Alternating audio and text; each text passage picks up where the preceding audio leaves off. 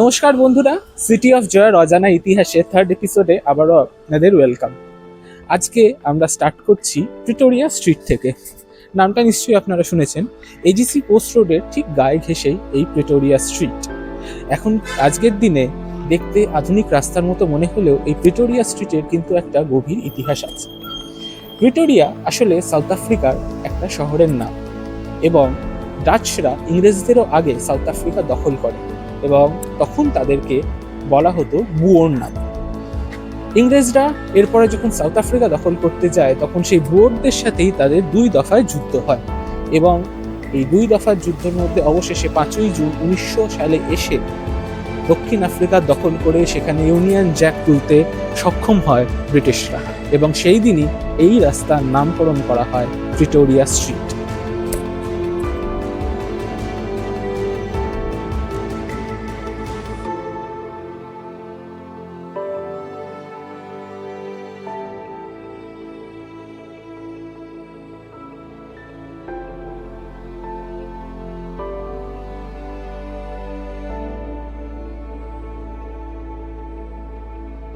আচ্ছা তীর্থ, আমাদের আজকে নেক্সট ডেস্টিনেশন কি তাহলে? আমাদের নেক্সট ডেস্টিনেশন হলো ক্যামাক স্ট্রিট। আচ্ছা, এই ক্যামাক স্ট্রিটের ইতিহাস কি বলতো? তুই বল। এই ক্যামাক স্ট্রিট নামটা এসছে স্যার উইলিয়াম ক্যামাকের নাম থেকে। স্যার উইলিয়াম ক্যামাক ছিলেন 19 শতকের গোড়ার দিকের একজন ধনী ব্যবসায়ী এবং তার বাসস্থান ছিল আজকের ক্যামাক স্ট্রিট চত্বরে।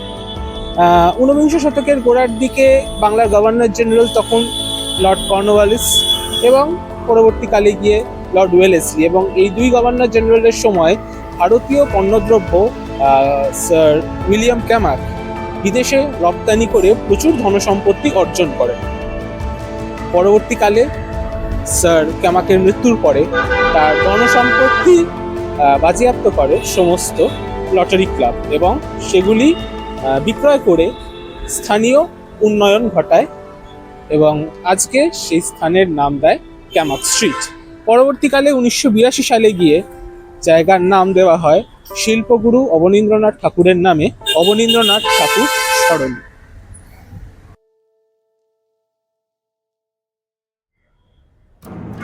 আজকের এপিসোডের শেষ রাস্তা দ্য ডুয়েল এভিনিউ। কলকাতার রাস্তায়ও একসময় ওয়েস্টার্ন কালচারে যে ডুয়েল অর্থাৎ বন্দুকের লড়াই, সে লড়াই হয়েছে এবং এই লড়াই হয়েছে 2 বিখ্যাত চরিত্র। প্রথম বাংলার প্রথম governor general sir Warren Hastings এবং দ্বিতীয়টি সুপ্রিম কাউন্সিলের একজন বিচারপতি স্যার ফিলিপ ফ্রান্সিসের মধ্যে। এই ডুয়েলের মুখ্য কারণ জানতে গেলে আমাদের আরো কিছুটা পিছিয়ে যেতে হবে। স্যার ওয়ারেন হেস্টিংস একবার স্যার এলিজা ইম্পে অর্থাৎ যিনি ছিলেন সুপ্রিম কোর্টের প্রথম প্রধান বিচারপতি, তার সাথে ষড়যন্ত্র করে মহারাজা নন্দকুমারের ফাঁসির আদেশ দেন এবং এই ফাঁসি মহারাজা নন্দকুমারকে কেন দেওয়া হয়?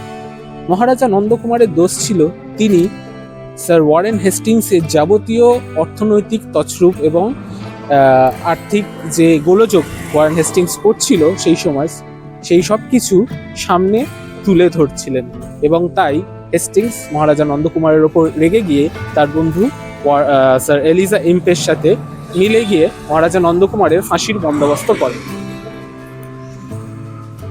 হেস্টিংসের সুপ্রিম কাউন্সিল গভর্নর জেনারেল হওয়ার 1 বছরের মধ্যেই সুপ্রিম কাউন্সিলের মেম্বার হন স্যার ফিলিপ ফ্রান্সিস এবং তখন থেকেই হেস্টিংসের সাথে স্যার ফ্রান্সিসের বিভিন্ন ব্যক্তিগত কারণে গোলযোগ।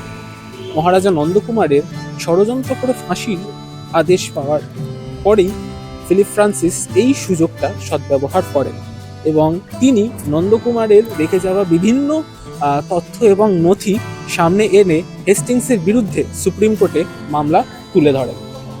এতে গিয়ে আরও খচে যান হেস্টিংস এবং তিনি তারপর ফিলিপ ফ্রান্সিসের ব্যক্তিগত জীবন নিয়ে বিভিন্ন রকমের কুৎসা রটাতে শুরু করেন ইউরোপিয়ান যে ব্রিটিশ ইস্ট ইন্ডিয়া কোম্পানি সেগুলো তার মধ্যে, এবং তার বৈবাহিক জীবনকেও হেস্টিংস এতে বাদ দেননি।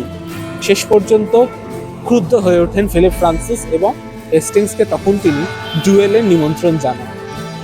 1780 সালের 17ই আগস্ট হেস্টিংস বাসভবনের ঠিক পাশে একটি নির্জন স্থানে এই ডুয়েল হয় এবং তাতে হেস্টিংসের গুলিতে প্রচণ্ডভাবে আহত হন স্যার ফিলিপ ফ্রান্সিস এবং এরপরে তাকে সরাসরি হাসপাতালে নিয়ে যাওয়া হয়। এর কিছুদিনের মধ্যেই দেশে ফিরে যান স্যার ফিলিপ ফ্রান্সিস। জানতে চান এই রাস্তা আজকে কোথায়? এই রাস্তা আলিপুর চিড়িয়াখানার ঠিক পাশে, আলিপুর বডিগার্ড লাইনের কাছাকাছি, দ্য ডুয়েল অ্যাভিনিউ। সত্যি আমাদের কলকাতার কত ইতিহাস আছে, প্রতিটা রাস্তার, প্রতিটা গলির, এবং এই ইতিহাসগুলোকে তুলে ধরাই আমাদের তীর্থস ব্লগসের সিটি অফ জয়ের অজানা ইতিহাসের সিরিজের প্রধান উদ্দেশ্য। সিটি অফ জয়ের অজানা ইতিহাসের সেকেন্ড এপিসোডে দর্শক বন্ধুদের সামনে একটা প্রশ্ন রেখেছিলাম আমি, যে স্যার জন এলিয়ট কলকাতার এক সময়কার খুব কড়া ম্যাজিস্ট্রেট, যিনি দেশি বিদেশি সমস্ত রকম চোর ডাকাত, অর্থাৎ ভারতীয়, ব্রিটিশ, আর্মেনিয়ান, ডাচ সমস্ত রকম ডাকাতদের কড়া হাতে দমন করেছিলেন, তাদেরকে তার নামে যে ইলিয়ট রোডের নামকরণ, সেই ইলিয়ট রোডে কোন কাল্পনিক চরিত্রের বাসস্থান, যার লেখক হলেন সৈয়দ মুস্তাফা সিরাজ। সেই কাল্পনিক চরিত্রের নাম হলো কর্নেল নীলাদ্রি সরকার। তাহলে কেমন লাগলো আজকের তথ্যগুলো? যদি ভালো লেগে থাকে তাহলে অবশ্যই লাইক আর শেয়ার করবেন আজকের ভিডিওটা, এবং সাবস্ক্রাইব করতে ভুলবেন না আমাদের তীর্থস ব্লগস চ্যানেলটাকে। আজকের মতো এখানেই শেষ করলাম। শুভরাত্রি।